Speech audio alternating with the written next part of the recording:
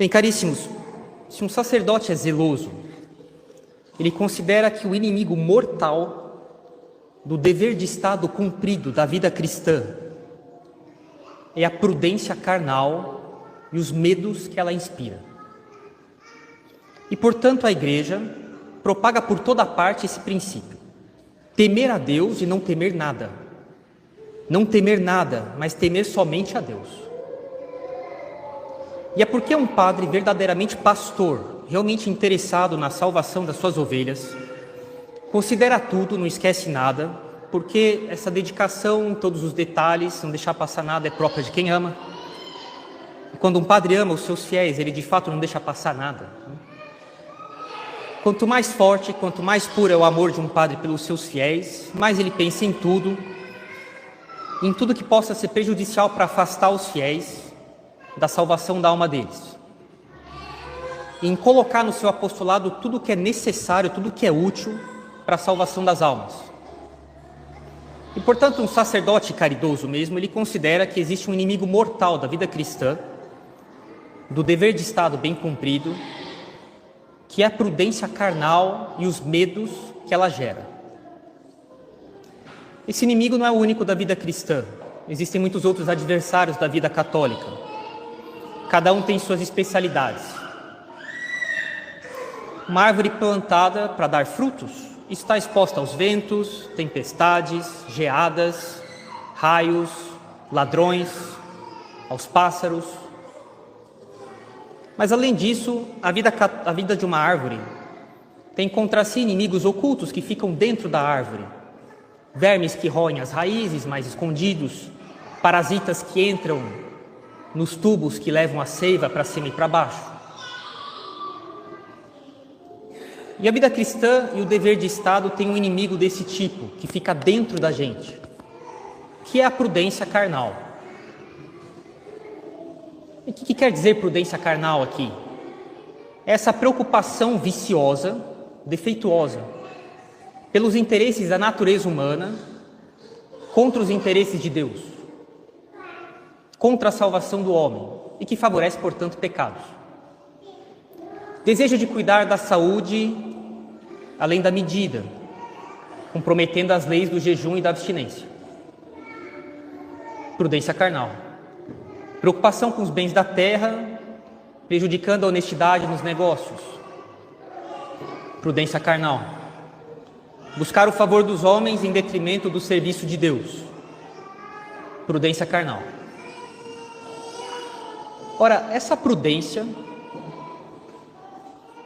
que faz muito mal na vida das pessoas, mistura suas sugestões em todas as partes da vida.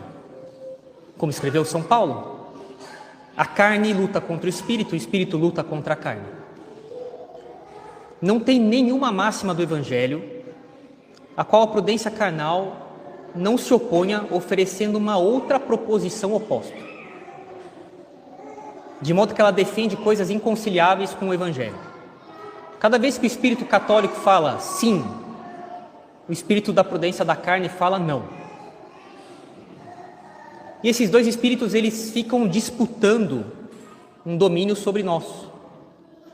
E o que há de mais prejudicial nessa prudência humana é que ela invoca ao seu favor sempre razões. É justamente uma prudência, a prudência faz raciocínios. E esse é o problema, é que ela parece razoável, ela parece fundada em boas razões. Ela dá argumentos. Isso é um problema para nós, porque parece razoável. E por causa dessa sedução oculta, por causa dos argumentos, mas funesta, o Espírito Santo quis, pela boca de São Paulo, condenar isso. A prudência da carne é morte e a prudência do Espírito é vida e paz. Está escrito: condenarei a prudência das pessoas prudentes, entre aspas. Essa prudência que luta contra os interesses de Deus. E essa prudência carnal inspira medos humanos. E é fácil compreender que isso aconteça, porque os interesses do pecado são constantemente ameaçados pelas exigências de Deus. O pecado na nossa vida seria constantemente ameaçado pelas exigências que Deus faz conosco. Por exemplo, contra a liberdade da palavra de Deus, essa franca defesa da doutrina e da moral de Jesus Cristo, medo de deixar alguém indignado. Contra um zelo sacerdotal sério, o cuidado sério dos padres sobre os fiéis, medo da perseguição. Contra a determinação de viver como cristão, medo da opinião pública. Contra um cristianismo claramente manifestado na minha vida, medo do desfavor das pessoas. Contra a virtude que eu devo adquirir, medo dos sacrifícios que isso impõe. Contra a justiça nas minhas transações financeiras, medo de empobrecer. Contra a santidade no casamento, medo de uma família grande com muitos filhos. Contra a temperança cristã, medo de ficar doente. Finalmente, é medo depois de medo. E vendo isso, Jesus Cristo difundiu por toda parte uma doutrina que é o antídoto dessa doença. E a igreja prega essa doutrina em todas as situações, porque é o resumo da nossa religião. E essa religião nossa é resumida em uma só regra: buscai primeiro os interesses de Deus e a salvação das almas, e tudo mais vos será acrescentado. Tenhamos a convicção de que o homem não se perde quando trabalha pelos interesses de Deus e pela sua justiça, e tudo mais nos será acrescentado. Lógico, Deus não ordena que as coisas razoáveis sejam pisoteadas. Deus criou também a natureza humana, Deus também criou as coisas da ordem natural. Ele permite e até manda que exista uma justa preocupação pelos bens materiais, que exista um justo desejo de prosperidade. Mas o que Deus e o zelo de um bom pastor, junto com Deus, combatem absolutamente é o medo e a preocupação humana que chegam até os desprezos dos deveres para com Deus. E a igreja tem, portanto, sua doutrina, que veio de Jesus Cristo, e que equivale justamente a essa máxima: temer a Deus e não temer mais nada. Não temer nada e temer só a Deus. Se alguém teme suficientemente a Deus para observar a sua lei, para tomá-lo como juiz da minha consciência, para consultar a vontade de Deus em todas as coisas, para não se opor de forma alguma ao que Deus quiser para mim, para que eu seja escravo da sua providência, para que eu não peque, essa pessoa não tem nada a temer, nem as pessoas, porque nosso Senhor é nosso Senhor e protege os seus servos. Não teme as coisas, porque todas as coisas cooperam para o bem daqueles que amam a Deus, de São Paulo. Não temer nada e temer só a Deus. Uma pessoa pode, sem temeridade, enfrentar a opinião injusta dos homens, enfrentar as maquinações do inferno, enfrentar as perseguições, enfrentar os perigos, enfrentar as dificuldades, as chances de fracasso, enfrentar as incertezas do futuro, mas com a condição de que ela tema a Deus, de que temendo a Deus, nós façamos a vontade de Deus claramente conhecida. Está nos mandamentos, está nos nossos deveres de Estado. Que se siga sempre a vontade de Deus, que eu me submeta às ordens da providência e que eu siga pelo caminho das pessoas humildes que rezam. Caso contrário, se a pessoa quiser desafiar tudo e desafiar também a Deus, ela está seguramente no caminho do fracasso. E esse é o Espírito de Jesus Cristo, esse é o Espírito dos Evangelhos, esse é o Espírito da Igreja. E esse Espírito da Igreja, e um pastor zeloso pela salvação das almas das suas ovelhas, pelos interesses de Deus, inculca em cada um dos fiéis, ainda que de modos diferentes, esse Espírito de Jesus Cristo. Temei a Deus e não temei mais nada. Se um pastor zeloso vê um fiel, que ainda na vida católica é frágil assim, e o vê preocupado, esse padre não hesita em dizer para ele: primeiro Deus, e tudo mais te será acrescentado. Eu lembro de uma senhora que falou para mim uma vez no Canadá, brasileira. Uma senhora já, ela falou: eu lembro quando eu tinha 7 anos de idade e um pobre tocou na nossa porta. E meu pai disse: filha, vai lá levar essa caixa de leite para ele. E eu disse assim: ah, pai, outro pobre? E meu pai me olhou sério e disse assim: filha, já te faltou alguma coisa aqui em casa? Ela falou, fiquei constrangidíssima e falei assim, super envergonhada, não. Falou, então vai lá e leva para ele. Ela falou, nunca mais esqueci isso aqui. Nunca te faltou nada. Isso a gente sempre deve se falar para nós, nunca me faltou nada. Do que realmente foi necessário. É até curioso que mesmo as pessoas pobres, tem certas coisas na casa delas que apesar de pobres, sobra. Até pobre consegue dar esmola, muitas vezes. Se uma alma é mais perfeita, o padre repetirá muitas vezes, homem de pouca fé, porque duvidaste? Precisa ter mais confiança na providência. E por que tanta determinação de Jesus Cristo, da igreja, de um padre zeloso com a salvação das suas ovelhas, contra o medo humano? É porque uma pessoa que tem esse mal no coração dela se assemelha a um viajante que tivesse no pé um espinho grande e comprido. Quando uma pessoa teme alguma coisa nesse mundo além de Deus, cada passo que ela dá na vida cristã causa dor. E quando só se teme a Deus, as dificuldades do caminho só fazem aumentar o ritmo da caminhada. E existem dois principais medos humanos que essa prudência humana produz.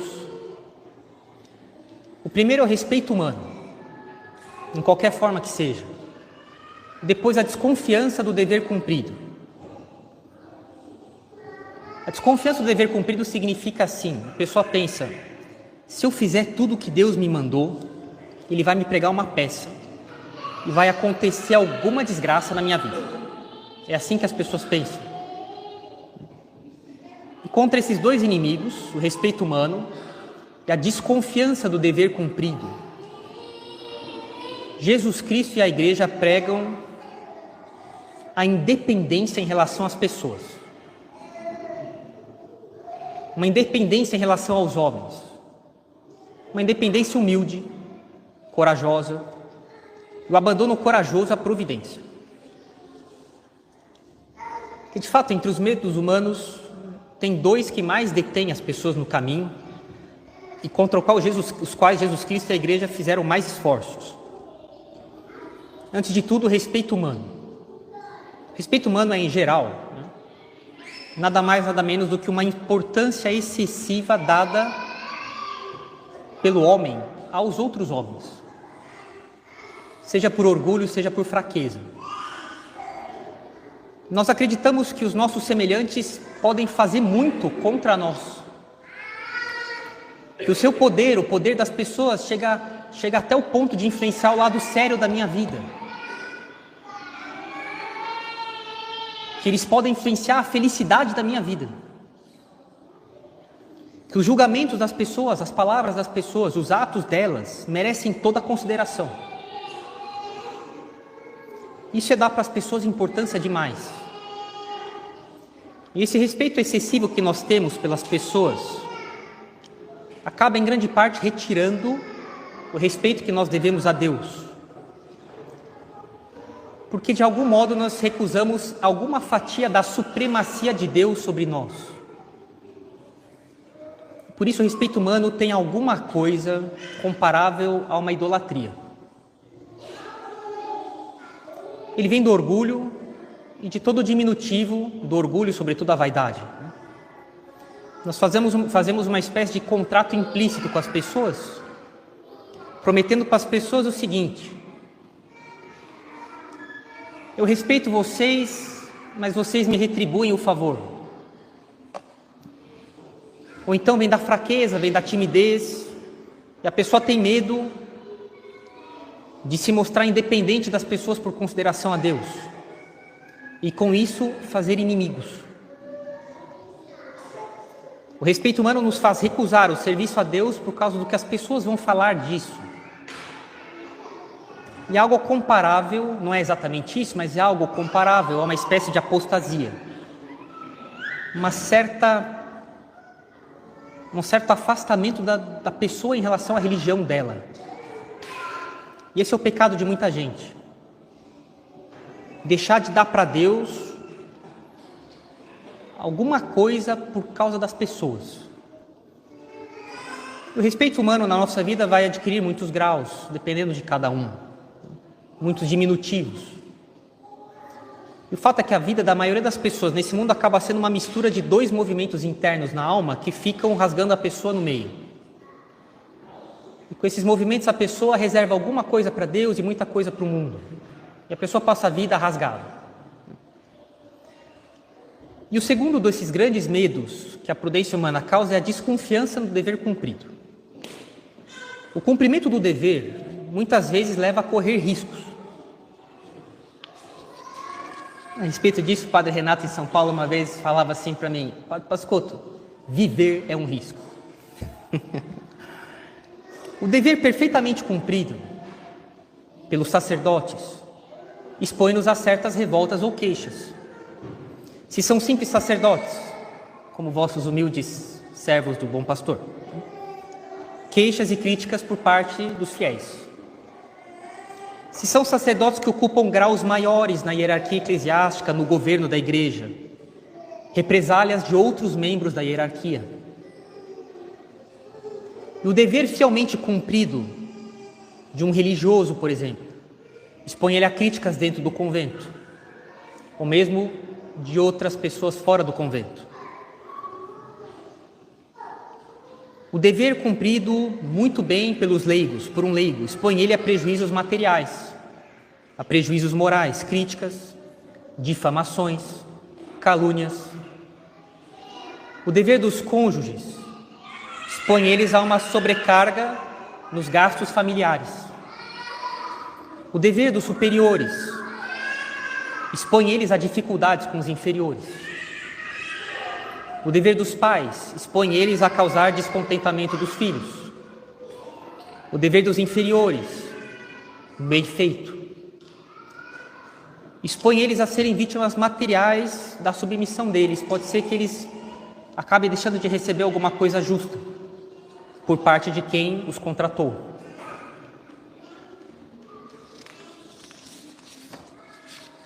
E é compreensível ter esses medos. Eles são justificáveis quando nós tememos alguma coisa que vá contra a nossa salvação.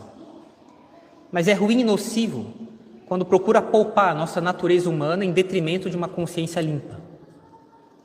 E contra o respeito humano, Jesus Cristo e a Igreja pregam a independência humilde e caridosa em relação às pessoas. As pessoas, enquanto seres humanos, elas não são nada. Elas se assemelham, diz o Salmo, à vaidade, ao vazio. Seus dias passam como sombra.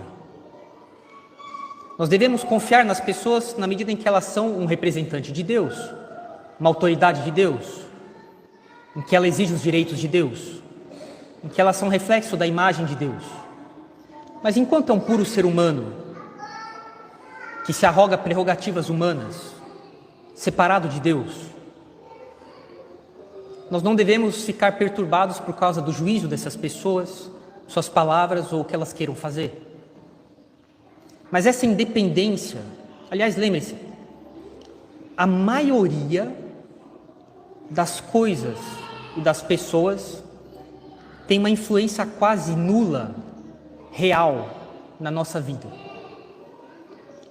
Ou é uma influência o tanto quanto nossos medos deixam ter, ou são coisas que podem ter algum efeito sobre nós, mas que são contornáveis, que dificultarão um pouco as coisas, mas com mais esforço e mais tempo nós conseguiremos o que queremos, o que nós precisamos. E as coisas, elas têm tanta influência sobre nós, praticamente o tanto quanto nós deixamos. Mas essa independência deve ser uma independência humilde. Não se trata de desprezar ninguém, de rebelar-se contra ninguém, de desobedecer ninguém, de se colocar acima de ninguém. Muito pelo contrário, nós, como São Paulo diz, continuamos submissos. Sede submissos a toda a criatura humana por amor a Deus. São Pedro fala isso. Mas apesar dessa humildade, ou até melhor, por causa dessa humildade, nós não devemos depender dos louvores de ninguém, nem do favor de ninguém, nem do desfavor de ninguém, colocando nossa consciência condicionada a essas coisas. Em qualquer variação humana que nós passemos, nós devemos ir subindo até Deus. Mas que essa independência seja caridosa também. Essas pessoas das quais nós devemos ser independentes, de maneira humilde, elas também são vazias como nós, elas também têm seus problemas como nós, e nós devemos estimar essas pessoas, devemos servi-las, devemos rezar por elas, devemos amá-las. Porque, por um lado, elas não são nada, são como o capim que vai secar e vão passar, elas vão morrer todas, né? Um dia elas vão embora da nossa vida. Mas, por outro lado, Jesus Cristo derramou o sangue dele por elas. E nós devemos amá-las e rezar por elas e ajudá-las. E a igreja ousa falar dessa nobre independência para todo mundo. Jesus Cristo falou: não temei aqueles que podem prejudicar o corpo e param aí. Temei antes aquele que pode jogar a vossa alma na geena, no inferno. Temei a Deus e não temei ninguém. E a igreja repete essas coisas para os fiéis, falando para o fiel que ainda é meio católico, meio pagão: não vejo por que você deveria ser escravo das pessoas. Também, se a igreja encontra uma pessoa já santa ou mais perfeita, ela tem a audácia prudente de desconfiar que essa alma já bastante avançada possa ter ainda algum respeito humano dentro dela. E de dizer: seria muito vergonhoso que você não desse para Deus tudo o que Ele te pede, só porque outros achassem ruim. E contra a desconfiança do dever cumprido: se eu fizer tudo o que eu tenho que fazer, Deus vai me passar uma rasteira. Jesus Cristo, a igreja, os padres que realmente se preocupam com a salvação das almas, inculcam em todos os fiéis o generoso abandono da providência. A providência. Não vos preocupeis com o dia de amanhã, não vos preocupeis com o que haveis de comer ou vestir. Vosso Pai sabe de todas essas coisas. Abandono generoso à providência. E nessa questão tem dois princípios assim inabaláveis.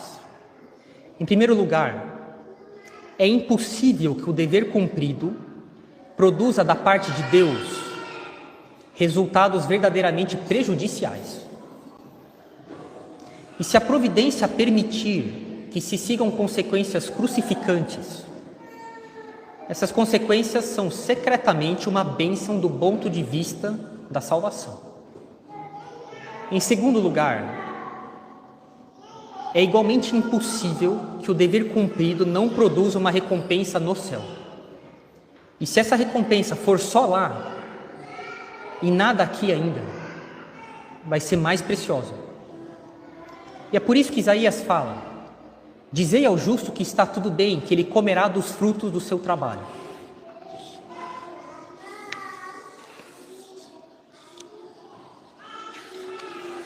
E existe um modo perfeito de dominar o medo. Porque há modos imperfeitos que são bastante difíceis de aplicar. Dominar sobre os medos que vêm para nós, isso só acontece de um modo perfeito e estável quando a alma vai até ficar feliz por perder alguma coisa nessa vida para ganhar lá no céu. Só assim é possível dominar de maneira perfeita e estável na vida o medo de perder alguma coisa aqui. Porque, em geral, uma coisa que é perfeita, sob um certo aspecto, é difícil de fazer. Mas sobre um outro aspecto,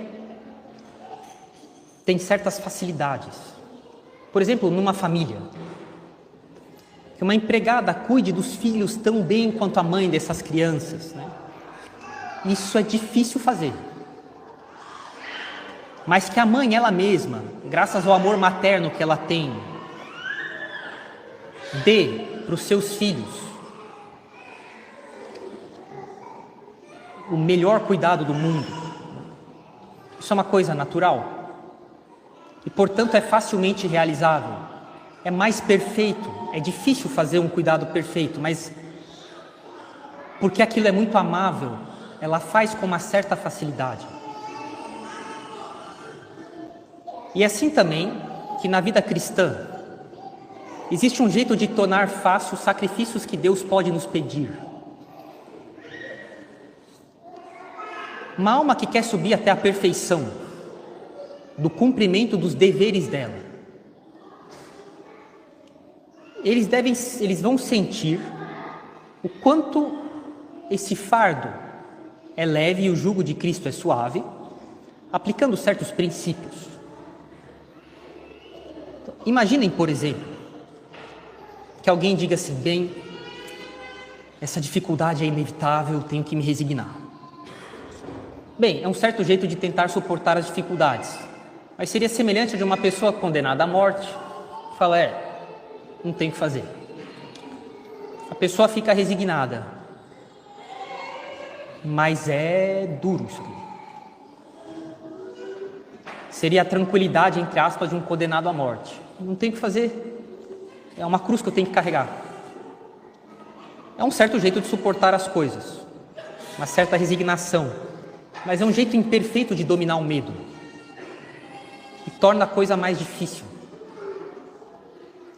Mas imaginem uma pessoa que é mártir e ela vê aquela condenação à morte como a porta se abrindo para a recompensa celeste. É o que São Paulo falava: para mim morrer é lucro. Dessa morte terrível, essa pessoa vai entrar no triunfo do céu. E desde então, a imolação que Deus pede para ela é vista como um bem. Morrer é um mal, hein? Mas agora é vista não sob uma resignação, mas agora é a porta de entrada para um bem eterno, infinito.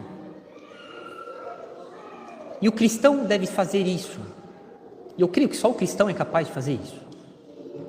As perdas de um cristão, quando elas são sofridas por Deus, elas são transformadas em verdadeiros ganhos. Por isso São Paulo falou: para mim morrer é lucro.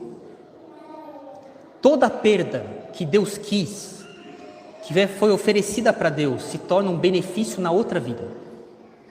Sempre um benefício de ordem superior.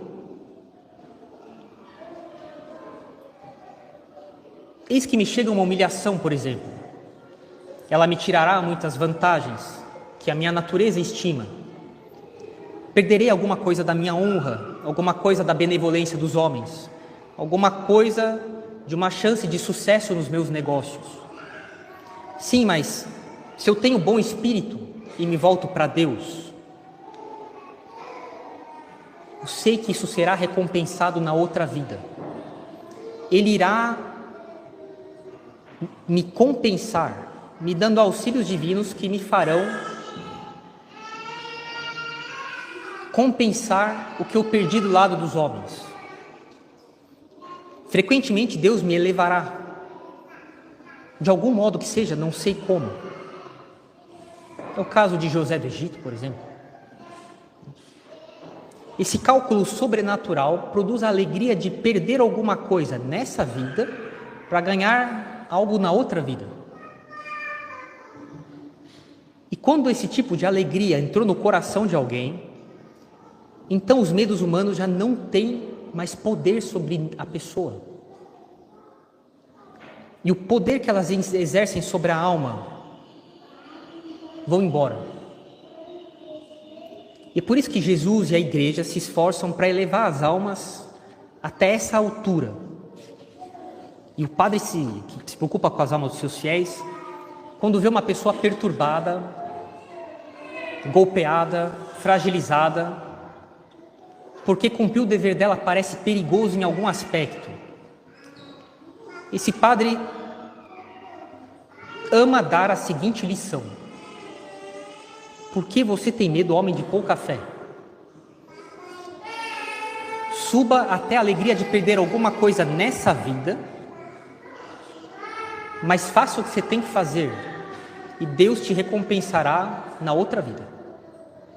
Perder alguma coisa de terrestre é muito pouco se nós conseguimos uma recompensa sobrenatural, infinita, eterna no céu.